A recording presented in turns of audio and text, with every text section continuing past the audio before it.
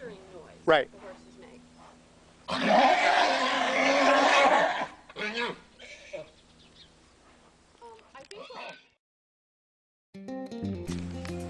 So you have these wild horses.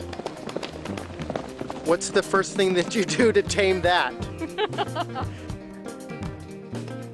So we have a group of young stallions here, and what they're doing is they're playing, but really what they're doing is they're building their social order so that as they get older, they'll know who's leader and who's follower. And it takes the form of play.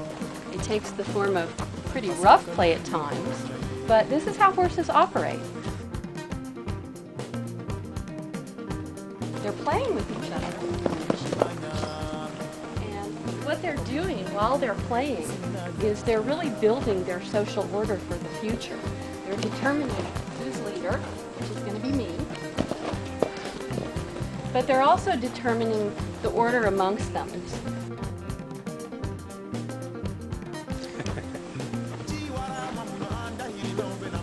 Oh my gosh. They're not going to hurt each other. No? The horse is playing rough. You just imagine two wrestlers in a wrestling ring. You know, it's more choreographed. Well, is this WWF or is this? I think it's the Raw.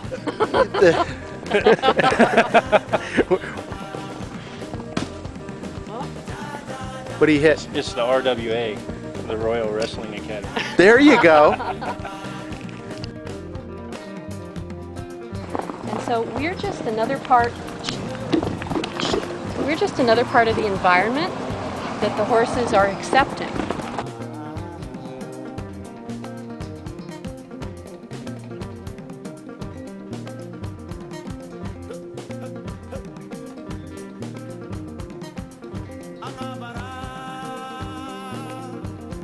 The reason they paid attention to me is it's really all about energy and the energy you project.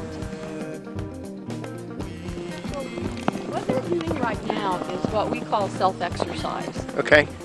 Really what they're doing is they were just let out of their stalls where they spend the night and where they eat, and they've come out and they're full of energy. They're basically the equivalent of a group of teenage boys, and they're coming out and they're roughhousing, they're playing. A relationship is developed one-on-one and not in a crowd. And so what we've done is we've separated them up. One-on-one, we can build a relationship with each one. Because ultimately, these horses are each going to be taught tricks, and they're each going to be taught to work as a group in order to do a liberty performance. And so we've got to develop the individual relationships first before we can develop that group as a whole. That makes sense. Is that we understand how the horse operates and how he thinks. So with that knowledge, I'm able to leverage that knowledge and play into it.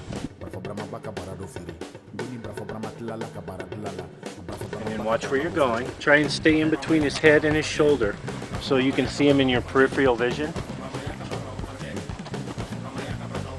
And if you stop, you can say whoa. Very distinct, because there's a difference between whoa and walk on.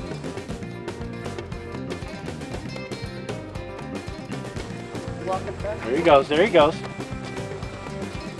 Watch where you're going. And then guide him around with your hand. Good. In his field of vision, he knows which way you want to go. If you want to turn to the right, put your hand up above the ridge of his nose. Whoa. I just wanted to prove I could do it. 1,800 pounds running beside you.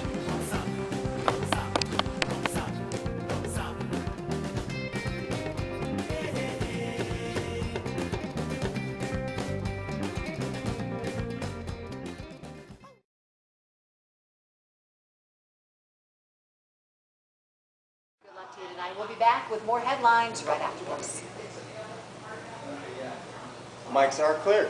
Thank you. Thank you Nice very job. much. Nice to meet you. Excellent.